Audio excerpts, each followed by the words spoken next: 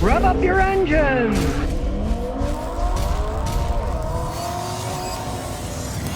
Well, if you notice, Nissan and Renault, they've had a partnership since 1999, and they're starting to kind of break apart now. And it's a big deal because Nissan, Renault, Mitsubishi have kind of an interlocking relationship. Renault got a bunch of Nissan stock, and then later Nissan got some of Renault stock, so they're kind of bounded in. And it didn't really work out that well because the French are trying to keep all the French stuff for Renault, and Renault wasn't that good of a company. Worldwide, Nissan sold a lot more cars, but Nissan was an economic problem. They have been for quite some time. Ford almost bought them years ago, but then they had that problem with the rolling over Explorers, and Ford stock went down the toilet, so they didn't buy Nissan, and Renault did instead. But it wasn't two good companies. It was companies with problems. And now they're breaking apart again because the Nissan, the Japanese part, they really don't want all this French control. It's a pretty big deal in the auto industry. They were a big mega combination, even though they made some pretty crappy cars. So they went from like 38.6%. Now they own a small fraction of that. They put another one in a trust that they say they're going to sell off eventually to get the money for it because it just didn't work out, the French and the Japanese. Kind of like World War II. The French and the Japanese were on opposite sides, right? And their merger didn't work out all that well. I mean, Renault's always been known for having cars that weren't all that great. They pulled out of the United States decades ago. And of course, Nissan still sells a lot of cars in the United States. I think it was a smart move for Nissan to get the heck away from the French. It only makes sense to me. It's a more logical move. They needed the money and stuff, so they took it back in 99, but it actually made Nissan's quality go down. Maybe they'll get better now. Dylan34 says, I have excessive smoke coming from my exhaust. I have an automatic 2006 Mitsubishi Eclipse with 163,000 miles. It smokes a lot from the exhaust. I was told the coolant valve stem seals. I'm not sure. If it is coolant, means your head gasket's starting to blow. Very easy to tell that. If you're not losing any coolant, if you don't have to keep adding coolant, that's not the problem. Because if it is burning coolant, making smoke come out the back, you're going to be losing coolant. So if you're not losing coolant, that is not the problem, because you'd be losing coolant, right? If you want to see if it's a valve stem seals versus the piston rings, there's a very easy test. It's a wet and dry compression test. You take all the spark plugs out, you put a compression gauge and crank it over and check each cylinder after you take the plugs out. You write down the pressure. Then, one at a time, you put a teaspoon of motor oil in a cylinder, and then you do the compression test again on that cylinder. That's called the wet test. You do all four, and then you compare them. If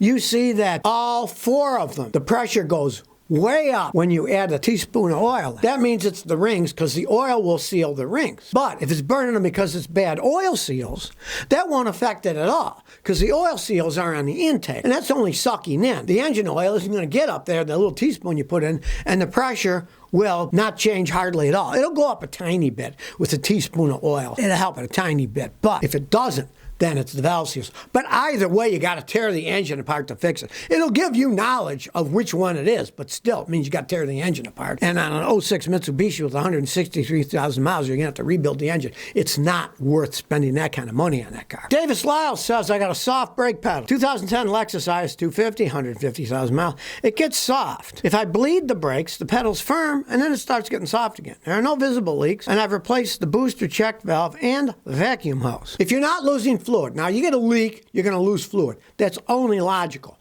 You step on the brakes and it sinks. If there's a leak, the fluid's got to come out somewhere. So if you're losing fluid, find the leak. If you can't see the leak and you're still losing fluid, that means it's the brake master cylinder, because it leaks inside itself, like a heart murmur in a human, right? If you're not leaking any fluid at all, and it does sink like that, there's only two things that can do it. One would be your anti-lock brake module has a problem, and that can make it sink, because if the valves inside are opening up when they're not supposed to, it'll make your pedal soft. Could be that. That costs a fortune. Those things cost thousands of dollars to buy and replace on a Lexus. But they don't go bad very often. More often, it's just your brake master cylinder going bad. And if that's the case, just buy another brake master cylinder and have it put on. And I kind of think it's that, because you said you bled them, and then for a week it was better, and then it got worse. If it is leaking inside itself, the master cylinder, that's exactly what can happen. You can get the air out of it when you bleed it, but then since it's leaking, when you let go, it sucks some air in, and then it starts getting soft again. So odds are it's your brake master cylinder. Isaac Reyes says, Scotty, I recently got a 2020 Toyota Supra. Passenger airbag was turned out. I took it to the Toyota dealer. They said it was a CD stuck under the seat. What do you think? If it did get stuck under the seat and it hit the wiring, it could have Yeah, definitely. It could have shorted out the stupid airbag system. It, weighs to see if somebody's sitting in the seat, and it could short things out. I mean, I'd want pictures of it to see, okay, what part hit it here, because normally it's just going to roll back and forth.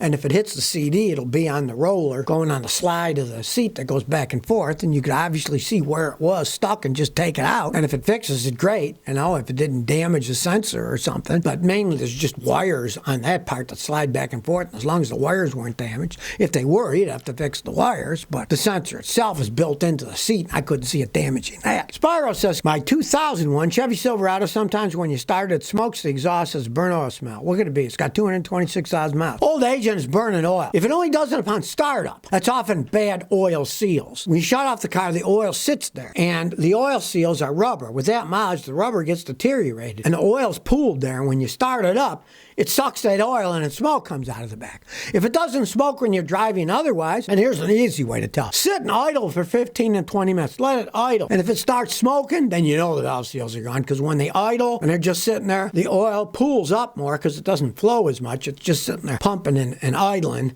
and the pools stay there. Instead, when you're going fast, it goes through quicker, but if it's idling, it pumps it up. But then it pools up, and the seals that are bad let the oil go in, and it will smoke if it sits there for 10, 15 minutes. And then starts smoking, you'll know the oil seals are bad, and you just live with it. You got to rebuild the whole engine on something with that kind of mileage or something like that. Rhea said, my computer in my Kia Sorento needs to be reset because I used a non-Qualcomm plug. Here is the oddest thing on earth, and it is true. The way a lot of these modern systems work, they're so complex. They use the amount of electricity that it takes to go through the plug to analyze how the engine is running. And if you use the wrong kind of spark plug, it's going to confuse the computer, and it will start to try to make it run correctly because the plug isn't exactly the same. And if it's not the same, the electricity that flows is different, and it confuses the computer. So it can actually come to that situation. Now, back in the day, you don't get much effect at all because they had a distributor that spun around. It wasn't computer controlled. And before that, points that open and close were totally mechanical. But now, a lot of the cars actually use the spark plug as part of the ignition system for analyzing how the car runs.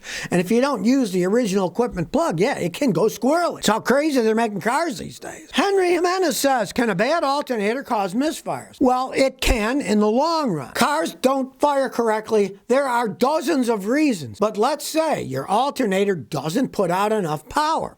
If it doesn't put out enough power and you don't have a certain amount of minimum voltage, then the spark won't have enough voltage itself, and it won't be able to fire correctly, and you'll get a misfire. Or it might not even fire at certain times. You do have to have a certain amount of electricity to make those systems work. And even further down the line, all modern cars, their ignition system operates by computers. And if the computers don't have the right amount of electricity, they can do all kinds of squirrely things. So, in a modern car, it's even more likely that a bad alternator can cause a misfire than in an older car where it was simpler and wasn't all computer driven. Well, here's another problem with Teslas. A man killed a woman in Carthage, Missouri by racing around in a super fast Tesla going 98 miles an hour in a 40-mile-an-hour zone, ran into a woman and killed her. And the passenger of the Tesla had fractured spine, a bunch of injuries too, showing that I guess their airbag system doesn't work all that well in the Teslas. But the problem is they're too fast. They weigh a ton, and people just drive them too fast because they are insanely fast vehicles. I've driven them while I was making videos, trying them out, right? And it scared the heck out of my wife just when I was accelerating the highway. It's like a roller coaster going downhill. And of course, Americans, they got something that goes fast, they're going to try it out. And to make matters worse, the Tesla ran into a Scion XB, so the thing probably weighed, 60% more, and mass always wins in a wreck. The heaviest vehicle is just going to plow into the lighter vehicle, and away they go. And now here's the problem. They're making vehicles that go too fast. Guys going 98 miles an hour. There is no place in the United States you can legally drive 98 miles an hour, unless you're in one of those western states where out in the middle of nowhere, I guess they have some that have no speed limit, or the speed limit is the speed limit of safety for the weather conditions. So if it's sunny in the middle of the day and you're flying through some desert, they don't care how fast you're going if you got a good vehicle, right? And of course, the electric vehicles do it the fastest because electric motors have instant torque. They take off like mad. So another reason maybe Teslas weren't designed all that well for Americans. They're too fast. If you see one going fast, my advice is get the heck out of the way. They're heavy, all that mass, kinetic energy going down the road. You don't want to be the thing stopping them.